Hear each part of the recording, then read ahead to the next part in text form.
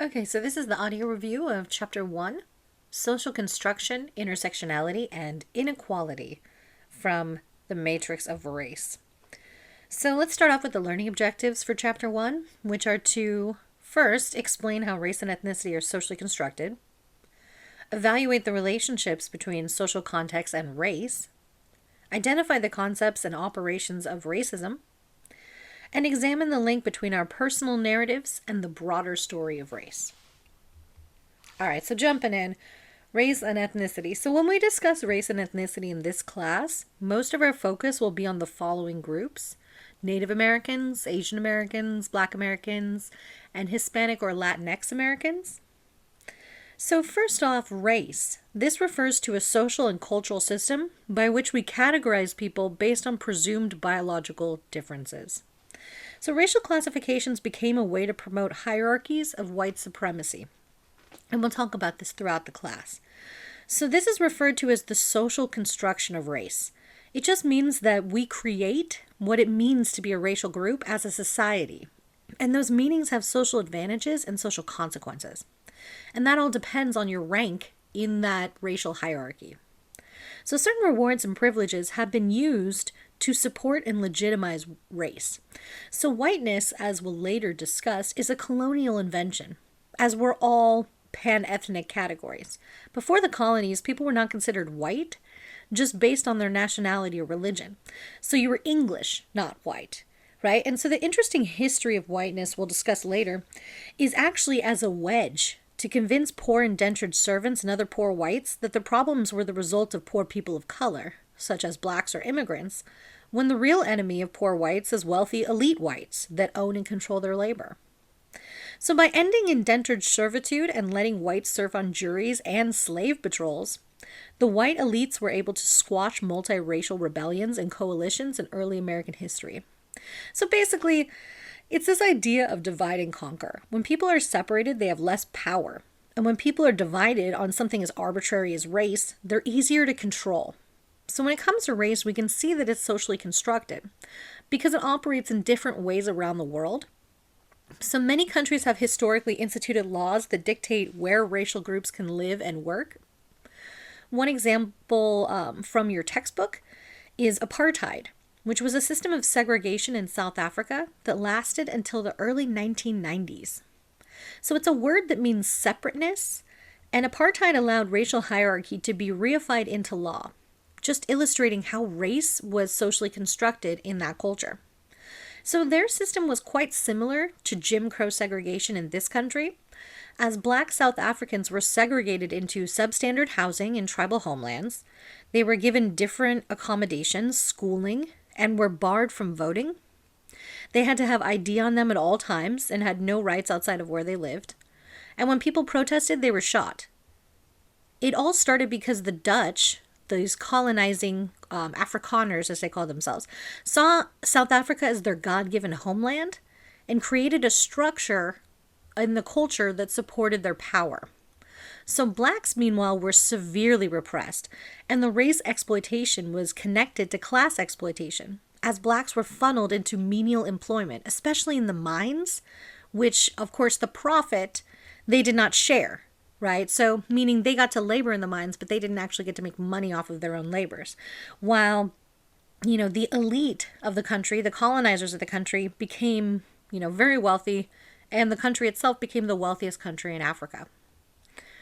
So, that's just kind of one example of how race and ethnicity can be socially constructed. So a lot of people's understanding of race is based on phenotypical traits, such as skin color, hair texture, facial features. And those are all used to characterize people into racial groups that are also then linked to socioeconomic status. So the textbook explores a few more cultural examples of how race is constructed uniquely around the world. And the takeaway is that if race was simply biological, it would be the same everywhere. But it's socially constructed, which means it's linked to our politics, our ideology, our history, and our values. So when it comes to constructing race in the United States, like I mentioned before, whiteness came into being as a way for European colonists to explain and justify imperialism, to justify genocide, to justify slavery, and to justify exploitation. So colonial settlements were associated with different countries, and as a result, they developed different or varying types of racial classification structures. So this is another way in which we can see the social construction of race, right? Is that we can see it in a cross-cultural comparison, but we can also see how within a culture, the definitions vary over time because different historical periods have used varying sets of descriptors in order to create racial categories. So another example they give to this in the book is the Iberian hypothesis, which asserted that the Black Irish were descendants from Africa and from the Gaelic Islands, which of course has later been discredited. But the point of their logic was used in connection to the dehumanized status of the Irish, meaning the Irish were not considered white, even though we consider them white today. It depends on the social construction of that time period, right? They were considered to be biologically distinct and inferior to whites as a whole. So again, cultural beliefs and values were used and often are motivated by the need to justify inequality and demonstrate how race and ethnicity is, of course, socially constructed. So another example would be, the very famous one-drop rule in the Americas, which basically defines the boundaries between races in the United States in, obviously inconsistent ways, because it's not biological as much as it's cultural, right? Race, it's a much more cultural factor. So the culture's perception of our race defines our worth, our credibility, and ultimately our lived circumstances. Now, when it comes to ethnicity, this usually refers to the cultural differences, including in religion, tradition, language, ancestry, nation, geography, history, belief, and practice. So, for example, my mentor Randall, who's from the South Bronx, is Dominican. When he lived on the East Coast, he did research on Dominican drug gangs, but when he came to the West Coast, the Hispanic gangs saw him as black, and it was hard for him to gain the rapport he needed to do research, and the African American gangs didn't understand why he spoke Spanish. So his reality, his identity, confused their social understandings of race and ethnic boundaries. But there's black people from all over the world, right? In many ethnic backgrounds, such as, like my mentor, Dominicans, right? Or Haitians, or other groups that complicate our social understandings of race in the U.S. as being like 4 groups, right? So all racial and ethnic categories can be described as pan-ethnic. So pan-ethnic just meaning it's a big umbrella term to try to include everyone of a big group. So the term was created to refer to Asian Americans, which represents, again, regional groups that are placed into one large category. So one term, Asian American, is supposed to somehow lump together groups including the Chinese, Japanese, Vietnamese, Filipino, Korean, Indian, and many more. And when you think about these categories or umbrellas, like Asian American, there's so many different specific cultures with different languages, different religions, histories, foods, beliefs. They're all lumped in together based on circling groups on a map, right? When the relative shared geography does not actually make them the same. And in so many ways, this obscures differences within pan-ethnic categories. So perceptions of ethnicity can also vary based on race, as ethnicity among blacks is not often discussed. So some can trace their roots back to slavery, while others are more recent immigrants in the U.S. So for blacks that can trace their ancestry to slavery, ancestry past that poses obviously a very difficult challenge because records were scant, and the white supremacist notion of people as 3/5 a person meant that they didn't really care for their histories or records at the time. So rarely people can trace their history through this period, and if you're a nerd like me and you love the show Finding Your Roots with Louis Gates Jr. on PBS, then you've seen how race structures these searches. So memorable guests like Nas or Questlove have found specific information about their ancestors and how they were enslaved and by who. And these lessons are powerful and painful to watch. But they can't be ignored because it structures the history that so many have, right? And it's interesting that it also structures white history too, as many white celebrities on that same show have been forced to confront their slave owner ancestors, meaning it's easy for some people to ignore history, but once you see your place in it, that solidly, like where you came from, its connection to the history of today, then you can no longer see the past as irrelevant because it's essential to understanding where we are today and why. Right? So as I discussed, we're going to talk about all these different groups: Native Americans, Asian Americans, Black Americans, Hispanic, Latinx Americans, and really just kind of go through, some of the issues that are structurally faced and individually faced in the culture. So just to clarify the label Hispanic, right? So if an individual identifies with an ethnic group that speaks Spanish, the U.S. Census labels them Hispanic. So Hispanics may have families that came to the U.S. from Spain, Mexico, Guatemala, Cuba, etc., etc., etc., from one of many Spanish-speaking countries. And as a result of the complicated nature of ethnicity and race, they may be white, black, or some other race. So Hispanic is a category that was created by the government. And many classified as Hispanic do not actually consider it or see it their identity, right? But instead define themselves as Latino or Latina, Chicano, Chicana, or Mexican American, among other labels. So Hispanic is not a race, it's an ethnic group. So another example of how race and ethnicity are connected and complicated. So we like to categorize and put people into boxes, but that's not real. These are just social creations. So the minority-majority nation, because of the projected growth of minority populations, the U.S. will soon become a minority-majority nation. So this means whites will still be the largest group, but the total of all minority groups combined will be the majority of the U.S. So slightly over 50% of the population will be if you add up all the different minority groups. So this means we may see very little change in the actual dynamics of power and race relations. So the matrix of race. A number of scholars have embraced the image of racial identity as a matrix. So a matrix just describes the surrounding environment in which something originates, develops, and grows.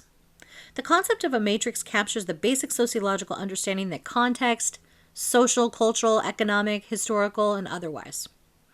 So the social matrix of race depicts the intersecting worlds of identity and how identity obviously overlaps itself, but also overlaps social institutions and cultural and historical context, which creates the micro, or creates a connection between the micro and the macro. So we're going to discuss those intersections throughout the class. So if you're like, what the hell is she talking about? We'll get there. So social identities interact with social institutions. And to clarify, a social institution is a patterned and structured set of roles and behaviors centered on the performance of important social tasks within any given society. So an example of a social institution could be education, right? There's many institutions, and we're going to break down some of the specific connections of race and ethnicity to those institutions throughout the class. So to understand race within the context of a social matrix, 5 key insights about race have to first be clear so that we are all speaking from that same place. First, race is inherently social, right? And we're going to go through all of these. Second, race is a narrative, right? Meaning that there's a certain message being created about racial categories.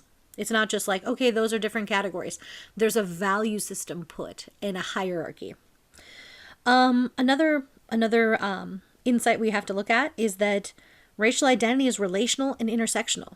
And of course, lastly, we are active agents in the matrix. So we're not Neo, but basically we can have an impact on the social world around us. We're not just like victims of the social world, right? So getting to this idea that, and we talked about how race is inherently social through the social construction of race. So what does it mean that race is a narrative? Well, it just means that it's not real. It's a fiction, but it's a fiction that has real consequences in real lives. So until we're taught otherwise, most of us go through life assuming biological racial differences exist. And in societies characterized by racial hierarchies, racial frames are the ideological justifications, processes, procedures, and institutions that define and structure our society. So one example of this is something that comes from our modern era, which is called colorblindness.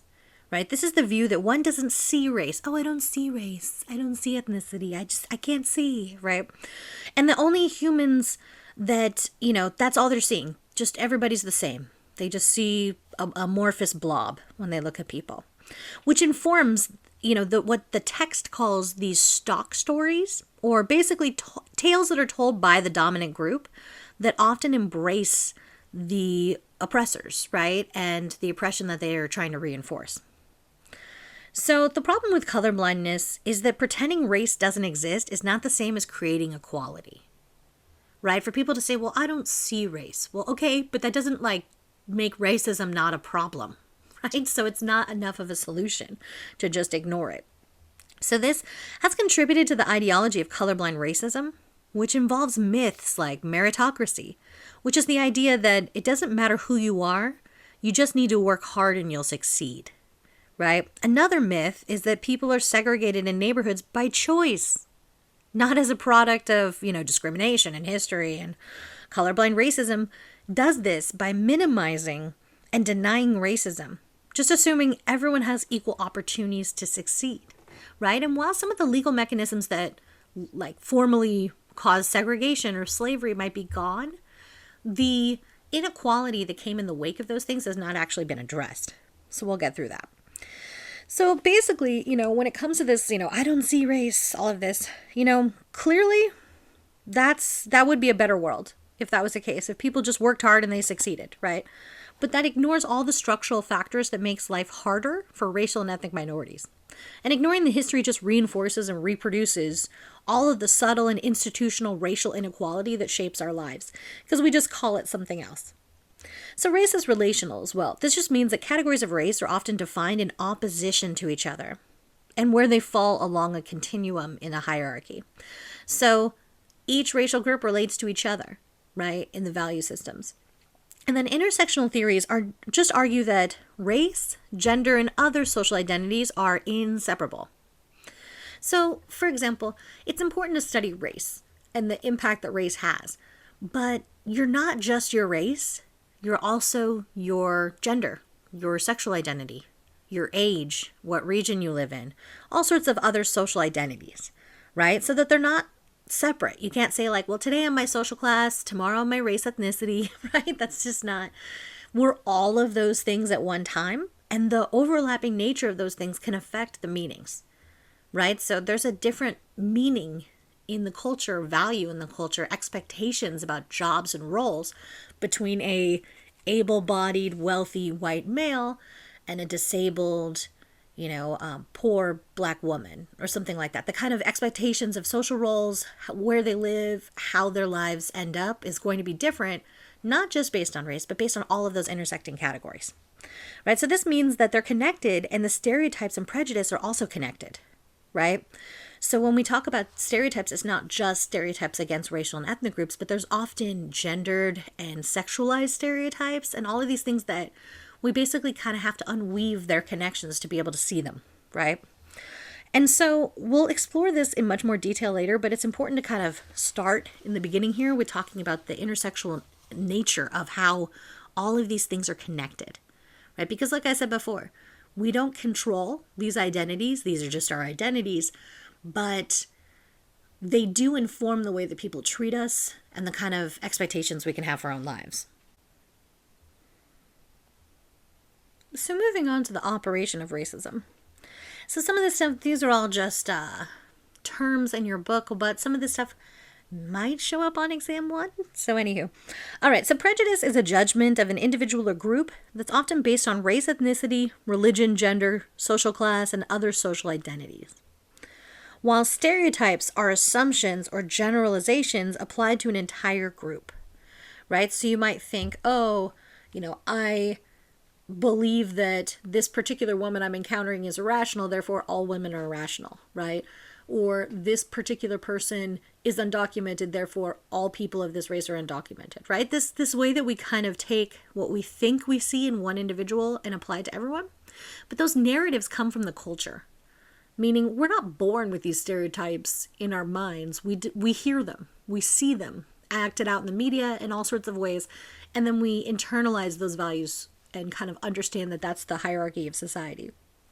So discrimination is the differential allocation of goods, resources, and services, and the limitation of access to full participation in society. And this is just based on an individual's membership in a particular social category, right? So legally restricting people from voting, which is part of our nation's history, or enslaving people. That's just one example of how, it's basically creating a social structure where people don't have access because they're part of a social category. Oppression is the systemic devaluing, undermining, marginalizing, and disadvantaging of certain social groups in contrast to a privileged norm. So we're going to kind of deconstruct that through this class and talk about different varying levels of oppression and how that affects people's lived experiences and, their trajectories. So racism is a system of oppression by which groups with relatively more social power subordinate members of targeted racial groups who have relatively little social power. So white people do not experience racism. Just want to make that super clear. Let me repeat it for those in the back. White people do not experience racism. They may face oppression based on class, sexual orientation, or other identity. Or I'm sure you hear those folks that are like, oh, reverse racism. No, you can be discriminated against, right? Because we talked about discrimination, right? Discrimination is just treating someone differently because they're a member of a social category. So a person can be treated differently because they're white, but that doesn't make it racism. Now, why? Well, because go back to the definition of racism. It's a system of oppression by which those groups with relatively more social power subordinate members of groups with little social power. So let's say you're white and someone's treating you in a discriminatory fashion because you're white. Does that make the entire culture against you? Does that then flip the entire hundreds of years of American history? Does it change social notions outside of that interaction about your worth, about your value, about your credibility? No. So that's why it's important to parse these things out, because words have meanings and they have very different, applications in this context. Obviously, treating someone differently because they're a member of a social group is never okay. Doesn't matter who it is. But the idea is that people like to try to say, oh, that's racism. They've experienced it. And you're like, no, no, it's not the same thing, because you don't have an entire culture that devalues and systematically undermines your opportunities, right? That gives you poor failing schools and all of these other situations. So anyway, obviously we'll talk about the issues and the overlapping nature of poverty. So social class and marginality, and how, obviously, like I said, if you're white, you could definitely experience, oppression based on your social class, going to failing schools because you're poor, right? Or you can experience oppression because you're, let's say, don't have a, cisgendered expression, right? Or you're, a minority in some other fashion, right? You're not a heterosexual, right? Or you might be disabled, or, there's so many other intersecting identities in which people can face that oppression. And again, putting people in a hierarchy. So if we have a hierarchy of ableism in our culture that preferences people that don't have disabilities, then having a disability puts you lower on the hierarchy, which means people then treat you differently. You have different allocation or access to resources. So it's that kind of same definition that we have to be clear about before we jump into the more advanced stuff we'll be talking about through the rest of the chapters, right? So anywho, different kinds of racism. So there's formal or overt racism, and then there's informal or covert racism.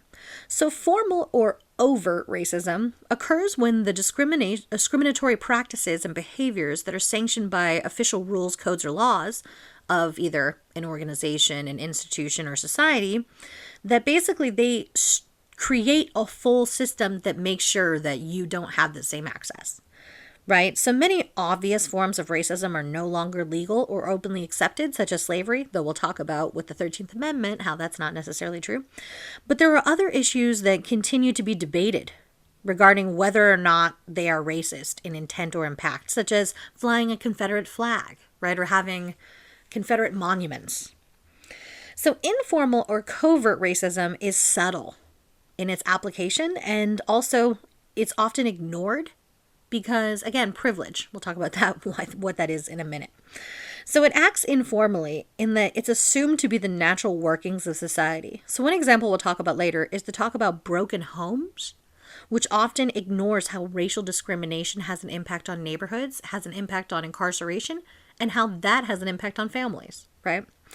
So microaggressions are something else we'll be talking about as well later on that is kind of linked to this informal or covert racism, which are subtle insults directed towards individuals of oppressed social groups, sometimes made unconsciously, meaning the person might not intend to be harmful, but of course it's still an incredibly harmful experience, right? Because these can be verbal, nonverbal, visual, but they have a cumulative impact, meaning later specifically we'll talk about the health impacts of this common experience that many people face.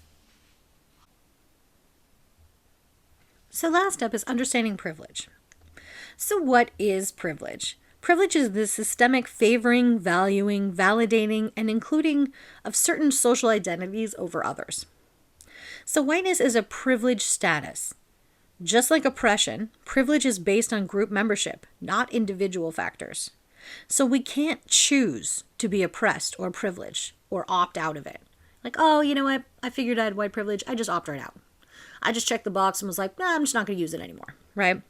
Privilege is usually invisible to the people that have it. And unless it's pointed out to them or they do some like real soul searching, right? So this is because we create those hierarchies, and those come with something called hegemony, which basically just means that you're unquestioned top of the list. So for race, white is hegemonic. For gender, cisgendered males. For social class, it's rich people. For sexuality, it's heterosexuals. So any of the hierarchies that we have, there's an assumed default setting. When you combine this with understandings of intersectionality, you see how people may have privileges and oppressions at the same time within the same overall identity. So it's important to really look at these things, how having gender privilege can affect your experiences, how being a U.S. citizen, and many, many more as we'll discuss throughout this class.